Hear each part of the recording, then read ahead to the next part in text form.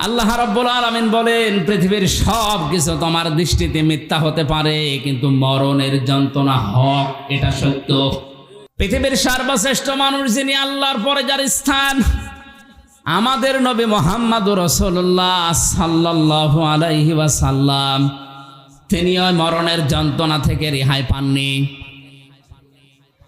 বারবার তার শরীর শুকিয়ে যাচ্ছিল, ঘেমে যাচ্ছিল, ঘামগুলো মুছিয়ে দেয় হযরতে ফাতেমা, হযরতে আয়েশা, আবার ঘেমে যান।